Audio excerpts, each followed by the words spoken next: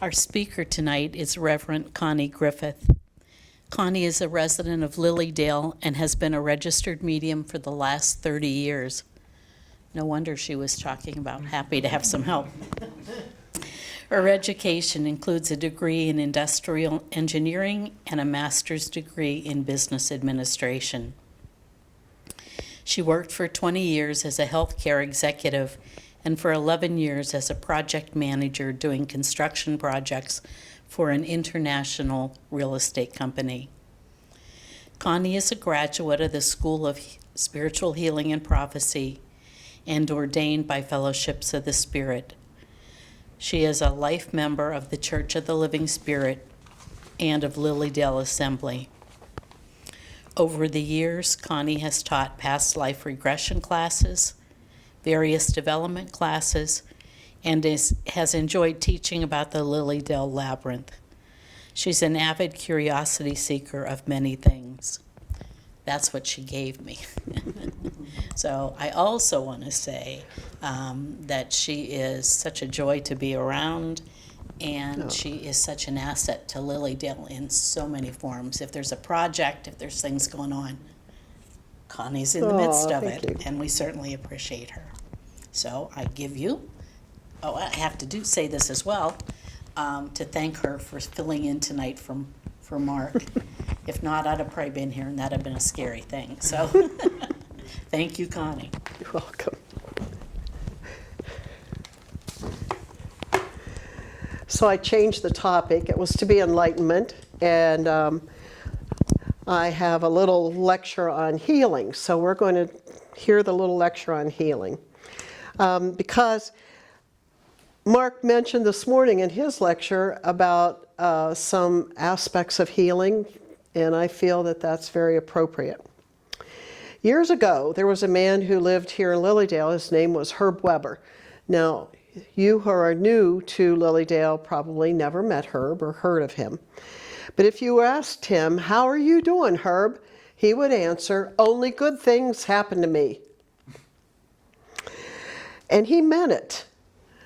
Herb was a bit rough around the edges, not well educated, and took to drink at one time and then got himself out of it. He was a self-taught, certified herbalist and healer. Yes, a healer. Only good things happened to me. As a younger student of metaphysics back then, I would argue with him about how could he say that, and I knew he had some health challenges. He said it didn't matter. Everything was working out in the right order at the right time, and only good things happened to me. Herb also had a prayer affirmation for safe journey that he patted the dash of his car, and he said every time he got in the car to drive anywhere. He always said a children's grace before meals and one when he went to bed. And he knew that only good things happened to me. Now, some people thought he was batty.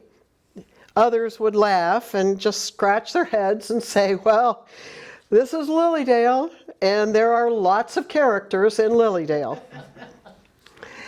Over the years of doing healing as an energy healer and as a medium, I have come to know certain things of truth that Herb also knew. There is great power in saying and believing, we call it knowing, all right, through affirmation. A sophisticated metaphysician would call it mind training. It is that and more.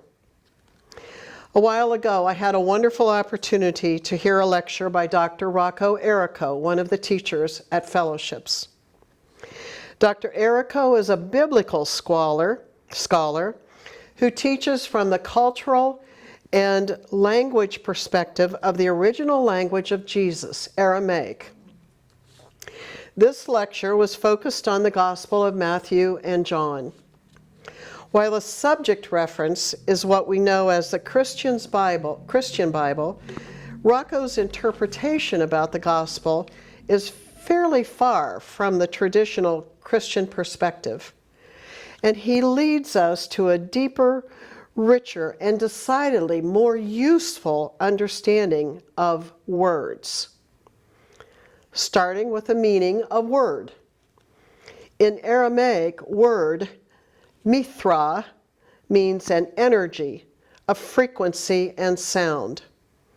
In the beginning was the Word, and the Word was God.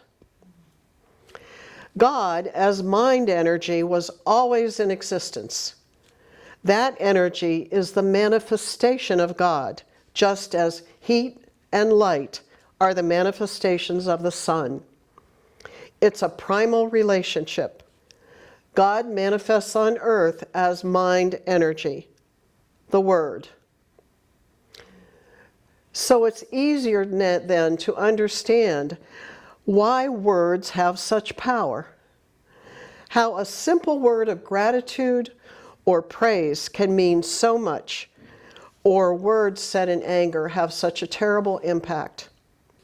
And how words of affirmation can affect our minds and bodies for good, or how a word said inappropriately can affect someone in a very negative sense.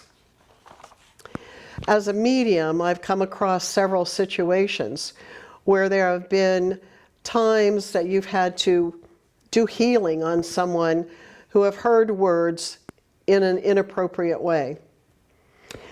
I'll give you a couple examples. Just the other day, a young lady and her mother came to where I was having a garage sale in my driveway. They had been to get mini readings, and the daughter who I had read for years ago, I did not recall her, but I had read for her, was extremely distressed. The medium that she received a reading from told her she was going to lose her job. And she had just taken anew her first professional job. She was just beside herself. And what comes to mind is one of the teachers here in Lilydale, Reverend Bill Collar, who always teaches us, never leave someone with a sore heart. And in fellowships, that's one of the key things that we teach the developing mediums, is that you need to stretch some time and understand what's going on and never say something to someone that they may take in a heartfelt way. So I had a little discussion with her about sometimes the medium may have gotten a perspective of a change in terms of your job, or that things were moving, and then she said, I've just started my first professional job. Perhaps the medium was picking up on the change, all right? But no one should ever have said those words to you. And I felt bad on behalf of us, all right, that happened. Years ago, I had a young woman come to me. She was in her late 30s. And during the course of the reading, oftentimes I'll touch on things about work and career. And it's usually because I would be given or sense some particular aspect of that person that may have played into their choice of job. And with her, I was picking up on how precise she was with things, that numbers seemed to work for her very easily, and that she liked to work in quiet and by herself. I said, are you in any kind of accounting work? And she said, well, I used to be, but I'm not now. And as she said that, she got kind of teary. And I said, what do you do now? And she said, well, I'm in nursing. And she said, I hate it. And I said, that seems such a far field from what I'm sensing in your talents. And she said, I wondered about that. And here's how it works. People sometimes don't really think for themselves. She said she went and got a reading, and the medium told her she was a healing and she ought to be in the medical field. So I tell her, don't ever let anybody should on you. All right?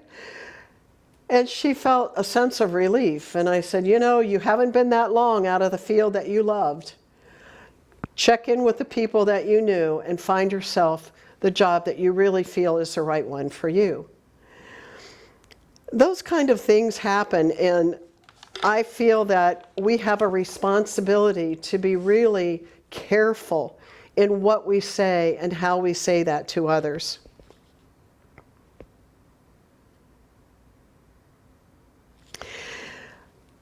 The sense of us being in a physical form can sometimes block the mind energy. As adults, we're fully cloaked. We wear a mask of rationality and experience. What we see and hear in the world around us manifests as our thoughts. Yet our minds are greater than our brain. Our mind energy is God. Healing is a manifestation of the kingdom of God. Jesus healed the physical by healing from mind energy. He was able to bring forth what was already in the person. Exactly like the quote from Deepak Chopra, healing is restoration of the memory of wholeness. The role of the healer is to bring forth that memory to restore mind, soul, and body to its full potential. A rebirth, if you will. Jesus taught that we have the power over unclean spirits, meaning those thoughts of depression, obsession, or physical illness, by the divine mind.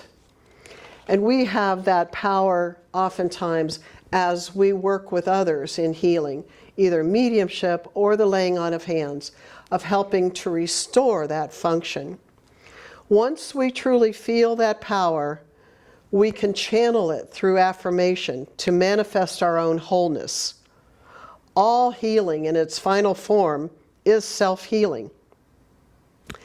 But I have to tell you this story about healing. A stranger approached the healing bench and said, "I'd like you to pray for my hearing." The healer placed his hands on the man's ears and said a very passionate, earnest prayer. And when he finished, he said, "How's your hearing now?" And the man said, "Well, I don't know. It's not until tomorrow."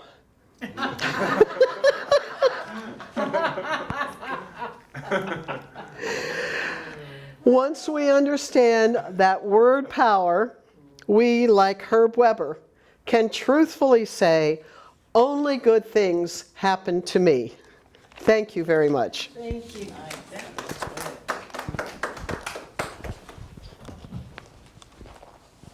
Thank you, Connie.